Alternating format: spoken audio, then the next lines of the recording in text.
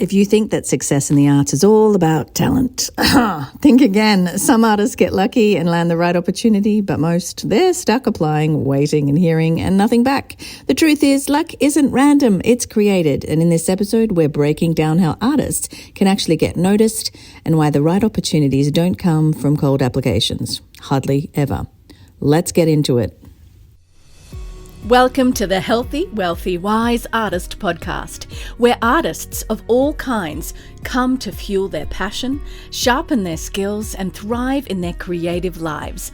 I'm your host, Lara Bianca-Pilcher, life and creativity coach and fellow artist, here to support you on your artistic journey. Whether you're a performer, writer, visual artist, or any kind of artist, this is the space for real talk, practical advice, and inspiring stories. Subscribe and join us each week for more inspiration and actionable insights to fuel your artistry. Let's dive in and get inspired. Well, hey friends, welcome to the Healthy, Wealthy, Wise Artist Podcast. This episode's Does Luck Matter in Art and How Artists Can Create Opportunities. The other day, I came across a post from a young artist who's about to graduate with a master's in film and media. He's been applying for hundreds of jobs, literally hundreds, at all the big studios, Disney, Warner Brothers, Netflix, you name it. And he's had nothing, no responses, just endless denials or worse, complete silence. That's pretty normal for all artists in whatever genre you're in, whether you're going for a publishing deal and a literary agent, or you're auditioning or sending out submissions, or you send that self-tape in. We get a lot of silence and we get a lot of no, thanks for your application, but unfortunately. And I felt that deep in my bones because I know what it's like to put yourself out there, to be qualified, to have even studied, to be good at what you do, to have experience and to do everything right and still feel invisible. And his frustration was real. He talked about how the system is so digital now that it feels impossible to break through, how everyone says you have to network, but no one tells you how or what to do when you don't have an in at all. And at the end, he said something that really hit me. Maybe if I keep wishing upon a star, one day my dreams will come true. And that's what I want to talk to you about today, because does luck matter in art? Do we just sit around wishing on stars, hoping someone will notice us, or is there another way? But before I get into answering that and having a chat about what I've learned over the years of submitting, having silence, having all the things he talked about, I want to just say I've just moved house, and as an artist, I am so excited because for the first time in 25 years of doing this, plus now probably, I haven't actually counted, but I know it's more than 25 years, I've got my own creative space. So I've been this week painting a self-tape wall. I'm going to put it on my socials if you want to have a look. I've also created what was a walk-in robe, put up sound pads, put all my recording gear to make a little recording booth. We have enough bedrooms in this new house in Atlanta, Georgia, USA, to be able to have my own creative room. I am so happy. I even have a coaching corner in the same space, which is wonderful because I coach creatives, and a spot where I can write and look at trees and, talk to you guys when you book sessions for help. So I just wanted to share that with you, a little life update. I'm so excited to have moved. I know some of the listeners are local and we'll probably have you over and have brunch or something like that. I'm excited for that. But let's dive into the episode. Segment 1, the luck versus the hard work debate. It's real. Luck is the weirdest thing, isn't it? Because we see artists, inverted commas, make it, and it looks like luck. Someone discovers them, someone gives them their big break, and they're in the right place at the right time, and sure, luck plays a role. But what no one talks about is how much work it takes to be in that right place at the right time. And it reminds me of this old saying, luck is what happens when preparation meets opportunity. But here's the thing, if no one sees your preparation, if you're just working hard in the shadows, how is the opportunity ever going to find you? And it's this thing with the art where we we want to be artists. We study the craft of art, and then we get out there in the world and we're hit with the business side, the industry, the commercialization of what we do. And a lot of us resent with to our core that we even have to do that we have to fight for getting enough pay, that we have to deal with the business side at all. We just want to create. And that the real problem that the young artist was facing is he's qualified, he's applying, but he's stuck in the black hole of cold applications. And that's a problem so many artists face, because the way we think opportunities happen is often completely different from how they actually happen. So let's dive into that. Let's talk about firstly what this artist is doing right. Now, I don't want to make it sound like he's doing everything wrong, because he's not. He's showing up.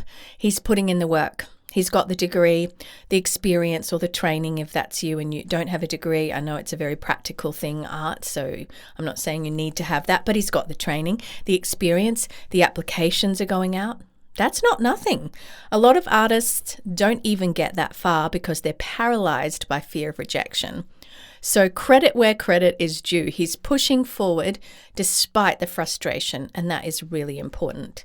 But where he's stuck is the same place so many artists get stuck, thinking that applying for things is the same as being seen. And it's not.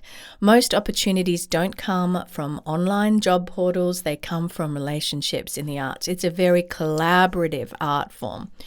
From being on someone's radar before the job even exists. That has certainly been my experience. And that's in both the small opportunities, whether I'm just collaborating with some local artists and putting something together, and the big ones too. A story that comes to mind is I was doing my master's in musical theatre creative practice at Arts Educational School in London. I was in the choreography pathway. There was a director in the director pathway. I met him.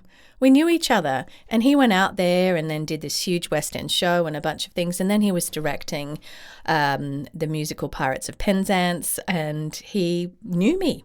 I was already on his radar, and he thought she would be good to play Ruth, and so he cast me in that role, and it was because we had met first.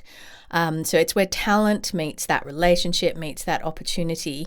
And that happens a lot. That's why so many actors are getting out there and they're going to casting workshops, or dancers. You might be at Pineapple Studios London or Broadway Dance Centre, and you're in there doing the classes with the right people, and you're networking and you're showing what you can do way ahead of that opportunity. I remember doing casting director workshops in London, going to musical director workshops just to be on their radar, so that when I do audition, they've met me before, they've seen how I can, what it's like to actually work with me.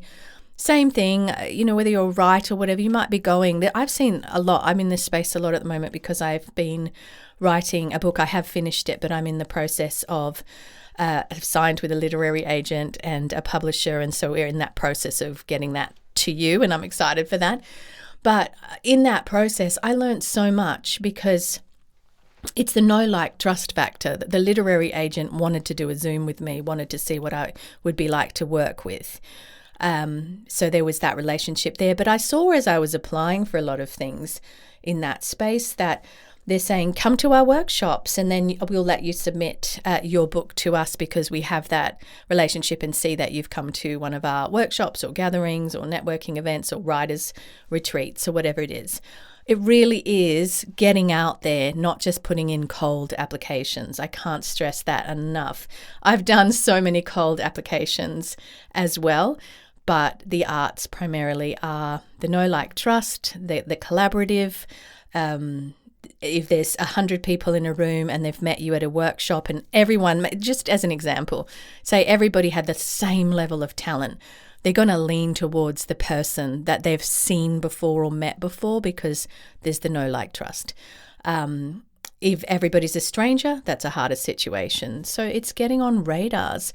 So I'll talk more about that space. So just to be vulnerable with you, like, even just seeing that post made me think, what am I doing differently in my personal experience and takeaways? And honestly, his post made me reflect on what I'm doing differently these days because I've been in that place, sending out things into the void, waiting, hoping, and I realized something. I had to stop waiting and start showing up differently. So I'm going to share with you what's changed for me because as a coach, I'm a professional life coach and I specialize in artists, and that's one skill set. But as an artist, I've learned what I've learned through blood, sweat, tears, and the hard way. So I'm going to share with you what I've changed over the years and what I've learned and what I'm doing right now. Because I came to Atlanta to act, and I have many other things that I love. I'm a mum, I'm a wife, I'm a writer, I'm a coach. But here's what's changed for me. Number one, I'm focusing more on visibility. And I used to think, if I just do great work, people will notice. And I said that before. Nope. People notice what's in front of them. So I'm making sure that I show up where the right people are. And that means engaging in conversations, commenting on posts on social media in an authentic way, not like a cheesy, stupid way where you're just trying to get it done. Making myself part of the industry, not just an outsider looking in. I'm blessed in that where I live, there are things on, there are events. There is one on Friday night, just a gathering. It's purely social for voiceover artists. There is another gathering I go to on Saturdays that's full of film and entertainment industry people. I've met directors there. I've met photographers, all kinds of people. And of course, when I need things done, I'm going to pull from that group. But also it's just great to be around other people. My husband and I paid for an event just before Christmas and went to that. That was a huge networking event as well. And I'm really focusing on visibility, getting out there and getting to things, not only to grow, but to meet people. And it really does soothe your soul. Now, when I lived in a smaller town, Perth, Western Australia, which wasn't known internationally as an arts hub, I still would be out there going to other artists' events, putting on workshops, collaborating with others. And it was a wonderful opportunity to just pull together and put things on or be a part of things or invite dancers in. And I had a lot of that going on back in that season of my life. By me saying yes to an invitation to dance with what was called at the time New Trails Dance Theatre, they're not around anymore, but I got an invite when I was living in Australia to go over to California to be a part of that company. And I went over there. And during that time, we went to New York and danced in Times Square as part of Project Dance. And during that time, I met the founder of that event. It was in its early days. And that's how I actually got the opportunity to produce that event in Sydney, Australia. And when I moved to London, I produced it there. So it's actually showing up and being amongst it that opens doors. So focus on visibility. I can't stress that enough. Number two of what's really changed, or what I've learned, is I'm making connections before I need them. Instead of waiting until I'm looking for something, I'm investing in relationships early, having conversations, reaching out without an agenda. Oh gosh, I hate it when there's love with a hook. That's what I call it. Reaching out without an agenda, just getting to know people in my field, purely relationally, being a nice person. It really does matter. I can't stress that enough as well. It's something that I've learned. And number three, I'm putting my work out into the world, not just behind the scenes, not just when it's perfect, but consistently. So people remember me because let's be real, people hire and collaborate with people that they know. And if they don't know you exist, they're not going to think of you. So I've done that with my writing. I've got my blogs out, the podcast out, what I've learned out there in the world. And then in the acting area of my life, because I'm a multifaceted creative, as many of you know, I started in dance, went into musical theatre. Musical theatre is triple gift, singing, dancing, acting. I just think that I'm creative. I just love it so much. So now I'm writing, but I know a lot of creatives that are the same. But with acting, I'm not just waiting for my agent to give me a self-tape audition. I'm actually looking on Actors Access, and I know that it's called different things depending on where you live in the world. I've been in the Australian market, I've been in the London market, familiar with it's very similar. But looking for jobs and putting myself out there and just getting in front of people by self-taping for things that I'm interested in that might not be at the pay level that an agent would want to put me forward through, but still decent enough for me and good experience and great reels material. So I'm fine with that. That's my personal choice. But You do what works for you. Honestly, if people don't know you exist, they're not going to think of you when, you've got to remember that each person that's like a gatekeeper started somewhere. And I go back to Arts Ed when I was studying and there was the director there. He went on to become a very successful director, and I met him before he was that. So people are on a journey too. So be nice to people at all levels, because you don't know where they're going to be in 10 years and they may just remember you in 10 years.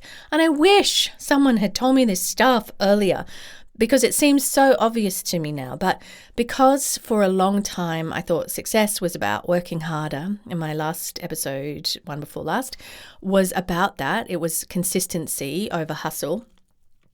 It's not just about more effort. It's about the right effort in the right places. So important. So segment 4, how can artists create their own luck?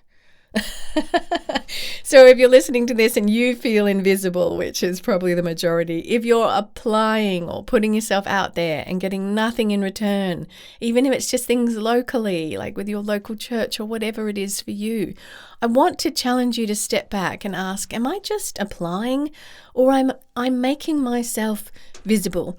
Because here's how artists actually create opportunities. Number 1, they build relationships before they need them.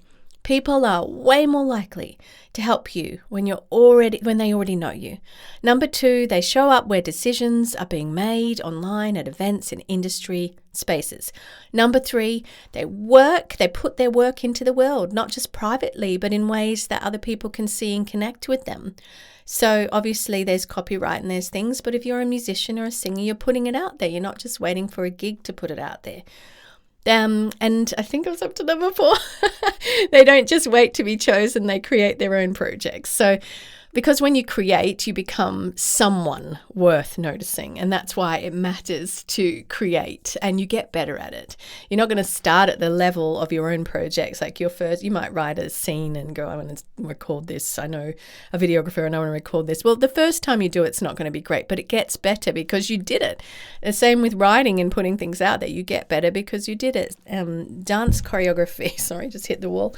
Dance choreography, your first piece might not be as intricate as the one that's, down the line a bit, but you've got to do it. I was just saying, they don't wait to be chosen. Create your own projects, because when you're creating, you become someone worth noticing. And no, that doesn't mean that luck isn't real, because I really do think that there is an element of luck as well. Like being in the right place at the right time, having the right level of talent, meeting the right person. I do think there is that too. But when you do these things, you start to realize luck isn't just something that happens to you. It's something that you can build. So the young artist who wrote that post, and to any artist who's feeling stuck, I get it. The frustration is real, but you're not powerless here. You don't have to sit around waiting for a gatekeeper to say yes. You can start making yourself visible, building relationships, and putting your work out there now. And it's a controversial space, social media. It's a great place to put your work out there. It's a great place to build an audience. It's a great place to just have somewhere to show up. I'm not saying you have to do that. That's a choice that you can make if you want to do it there. But you've got to show up somewhere, so decide where you're going to do it. And if you're listening and you've struggled with this, I'd love to hear your thoughts. Tell me what's worked for you. I'm an ongoing artist in progress. So what's worked for you? What are you still figuring out? Message me, leave me a comment, get on my social media, Lara Bianca Pilcher. Let's talk about it. And if this episode resonated with you, don't forget to subscribe, share it with a fellow artist who needs to hear it. Leave a review. That would be wonderful. It helps the algorithm. Oh, the algorithm. It helps more artists to find this podcast, keep going and getting on with their art. And I'm with you on the journey, friends. And don't forget, you're closer than you think if you're doing these things. So keep showing up. Bye for now. P.S. Now is a great time to book coaching with me. I am a PCC coach, which means a professional certified coach with the International Coaching Federation, which basically means I've done training and hours and been mentored and qualified to show up and help you to get unstuck and move forward. And I'd love to help you. You can book a one-on-one with me. The best way to get started with that is just send me a DM. I always respond, so if I haven't and you've ever done that, it's probably because it went to spam or something like that. But send me a DM on one of the platforms or a comment on an Instagram post if you're not getting where you need to. In fact, if you type the word coaching under any post, you will automatically get a DM with a link. And I would love to help you. And I'm with you on the journey, friends. Bye. Thank you for tuning in to the Healthy, Wealthy, Wise Artist podcast. If you enjoyed today's episode, don't forget to subscribe so you'll never miss an inspiring conversation or actionable insight. You can read the show notes and learn more at larabiancapilcher.com. And be sure to share this episode with fellow artists who could use a little extra inspiration. Until next time, keep creating, stay audacious, and remember, your artistry matters.